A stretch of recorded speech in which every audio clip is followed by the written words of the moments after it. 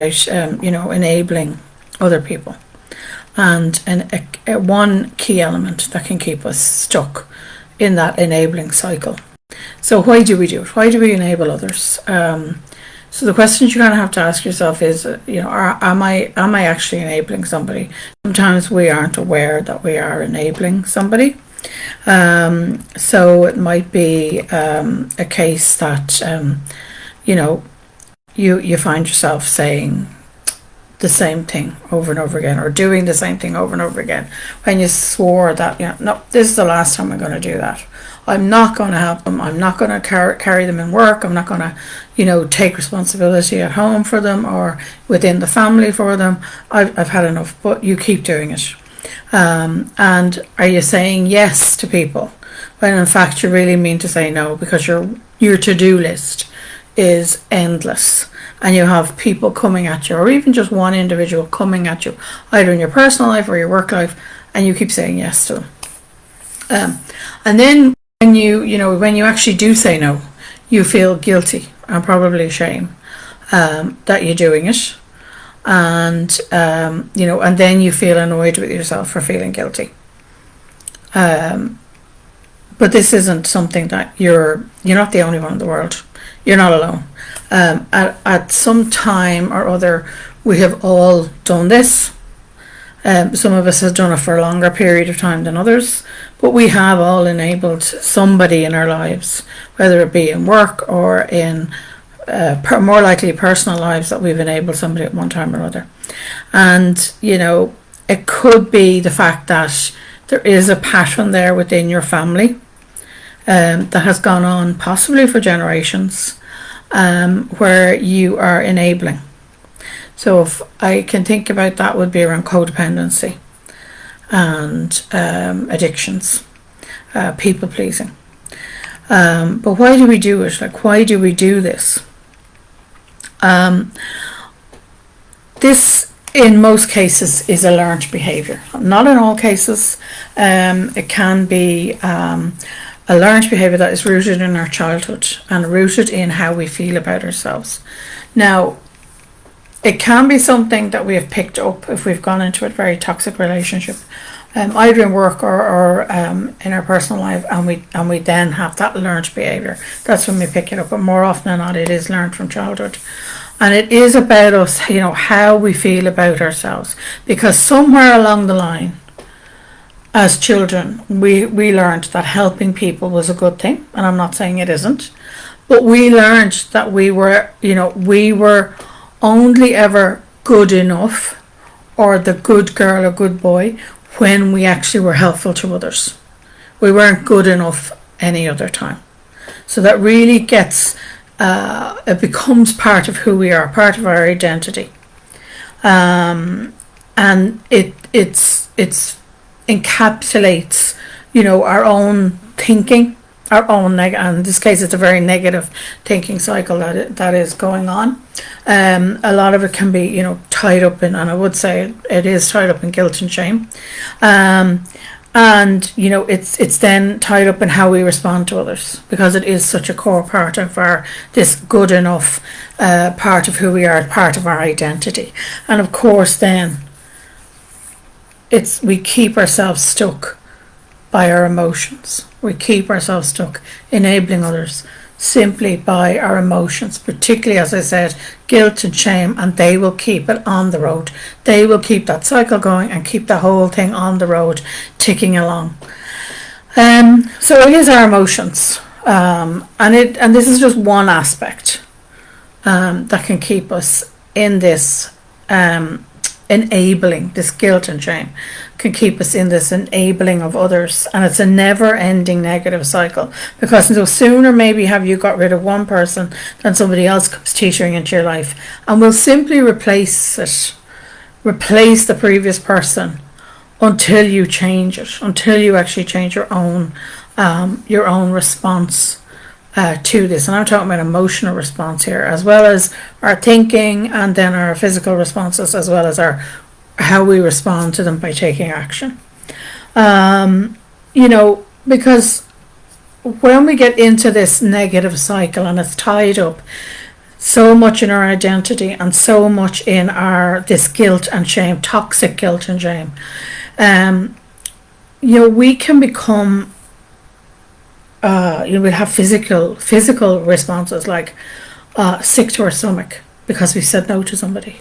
Our heart pounds. We become terrified that if we don't rush into the rescue for the least little thing for this person, then something bad is going to happen.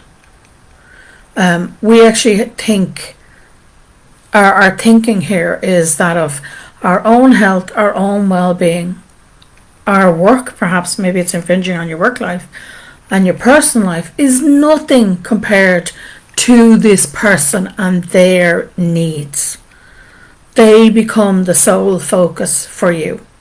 And it's all about them and their life and their well-being and their needs and their emotional needs and their health and their mental health. It's all about them.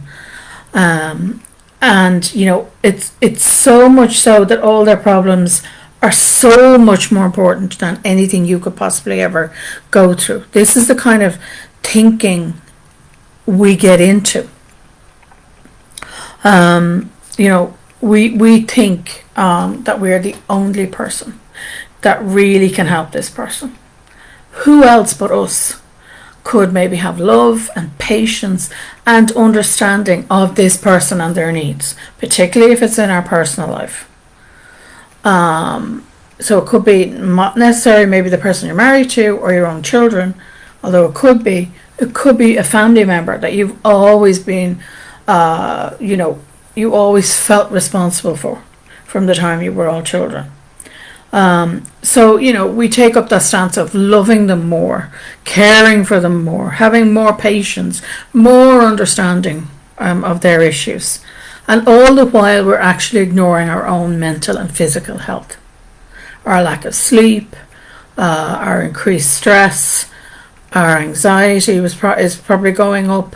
We're ignoring ourselves to the detriment that the only thing that matters is this person and meeting their needs. And we're really and truly enabling them. Particularly if you're in a relationship and you have been in a past relationship with an addict, and you haven't got treatment for that, or you haven't attended an Al-Anon program, for instance, then you are going to continue that with other relationships as it goes on. Really, we become obsessed with this person, with their behaviours, and we do set unrealistic expectations on these people. And more importantly, we actually set unrealistic expectations on ourselves. We take on an awful lot. And as I said, this is just one key element, our emotion, particularly around the toxic guilt and shame, that will enable us to keep going, to keep this cycle of enabling others. So the emotions are triggering our negative thinking patterns, and then our responses in turn. So it's like a cycle. We keep going around and round and round with this cycle. And until we change how we respond to this person, this trigger, then, it's not going to change. It's not going to change in our life. Yes, the person may go. Perhaps, unfortunately, they may die. Or you finally stand up to them and say no, and they go off and and trust me, they will have somebody else to step into the breach for you. Or it could be simply the case that for whatever reason you've lost contact with them, but somebody else will come in to fill that void, because you will continue enabling other people as well, if you're not already enabling multiple people. So how can you stop the cycle? It's basically time to get unstuck, and there's a number of ways you can do this, number of ways you can end the negative cycle, but everything begins with awareness. So I would say to you is start writing it down. And if you are somebody who likes to write things down, not on paper like I do, but to write it down online. Just make sure you do actually, type it out or dictate it, but you either listen back to what's been said and you note the triggers, or you reread it, because that's the key here, is in awareness, is actually to reread it. Because if you aren't aware of it, you won't be able to change it. So it only we can take the pressure off ourselves and say, I'm not going to stop enabling. I'm not going to, maybe I don't realize I don't realize I'm enabling somebody, or I just can't admit to myself that I'm enabling this person.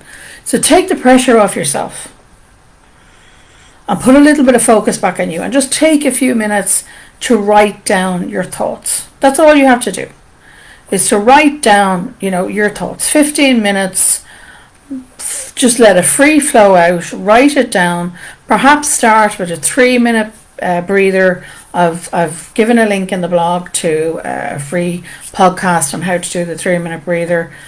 It doesn't matter what order you write things down. Just how did your day go? Maybe it's the shopping list. Maybe it's phone calls or emails you forgot to do and they're not in your diary. You want to make note of them. Just write everything down and try and allow some of those other thoughts and other emotions to start filtering up. And then take a couple of minutes to go back over and reread what you have written down. And that's the beauty of actually writing it in a physical journal, or even typing it in a Word document, for instance, where you can actually reread what you've written and underline or bold it or highlight it, what things that are sticking out for you. So does anything stick out for you that's on repeat constantly? It mightn't happen the first few times you write down. But if you start to write down, take that 15 minutes at the end of the night to do that brain dump, to start writing things down, you might actually start to register the patterns. And that's what you're looking for. What's the pattern there? Does anything stick out to you? You're looking at your thoughts and your emotions, physical responses, like, have you got an awful lot of, if your stomach ulcer, have you got tension in your shoulders, all those actual physical responses. Or maybe it's how you behave today. How did you behave today? How did I respond when I was asked for help? How did I respond to that person or that situation? Maybe writing those things down.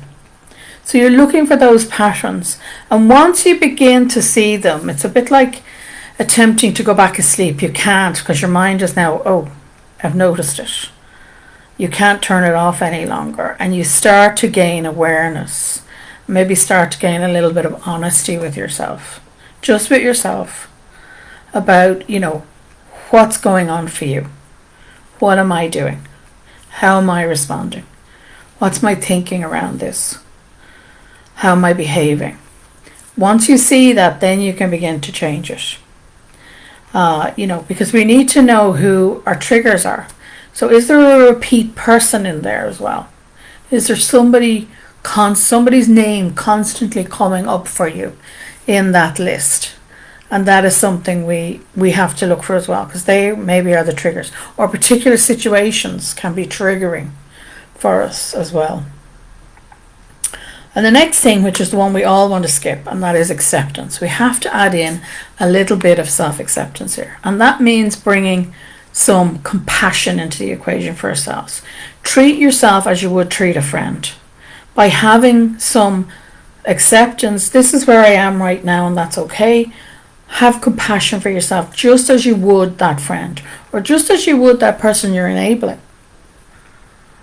It now isn't the time to start beating yourself up. You are doing the best you can in the circumstances that you've got. And I can tell you now, it took you a long time to get to this point in your life and where you are today. And it will take some time and patience to get things flowing in the direction that you want to take things. Give yourself some that time, that patience, that compassion for yourself. The next thing you can do is to start taking some action, but they're positive action steps. They're proactive, because when you don't jump in or react, when you start to slow it down, you start to look at the situation more clearly, you start to accept and have compassion for yourself, then you can start to do things for yourself and be proactive in how you handle the situations. So bring it back to self-care, because I can tell you now, if you're enabling somebody else, you're not looking after yourself. It's time to push out what you're doing that's belonging to them and start pushing in. So you're not leaving that gaping hole I spoke about where another person can jump in and take up your time. You're actually pushing out what you did for them and start looking after yourself. So you're giving yourself that basic self-care. And I've talked about basic self-care and what I consider on that list before, and there's a link out to that blog and video if you want to go and look at that. As I said, you have to learn the triggers. Who are they? What are they? Why are you reacting to these people? See, can you find that out? What is it that's keeping you emotionally stuck and enabling this person or these situations? What is it that these situations are triggering for you that gets probably the guilt and shame going and that feeling of not good enough? And the next thing in an action step you can start to do is start to learn to say no. I did a video on that not that long ago. But maybe start to say no in small ways. I've talked about this on that video, where you can start just by saying no to small things, not necessarily the person that you're enabling, but to other things. But definitely not to yourself. You don't say no to yourself. You come first. And then you start to minimize and start deleting those negative people that you are enabling, or minimize how you respond to them.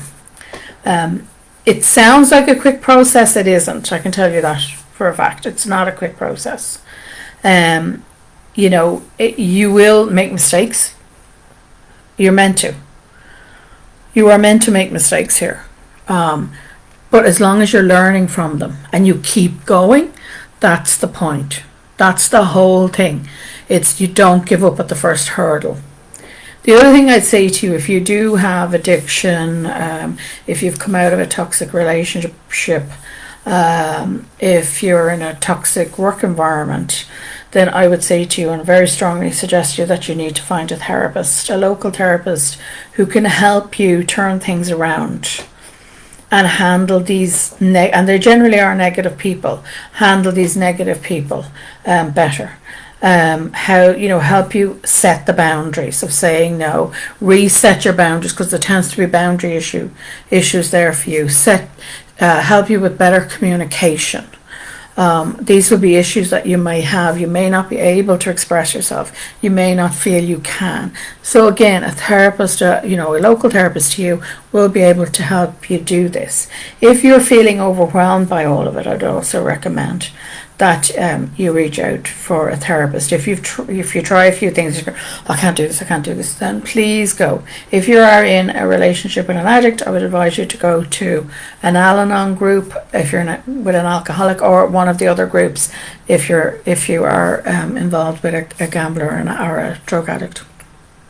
The thing here is to remember, to stop everything and seek professional help if it triggers you, particularly if you are having flashbacks, if you've had past trauma in your life, if you think you might have PTSD, if you think you're suffering from depression or anxiety.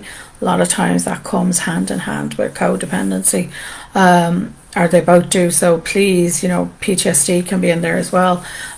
So please reach out if you need help, is what I'm saying here. So I'll leave it at that. Thank you for listening as always. I'm happy to answer questions. And I will talk to you all hopefully on Friday. We'll get things back on track, but if not, I will talk to you as soon as possible. I'll leave it there. Thank you for listening, and I will see you all again soon.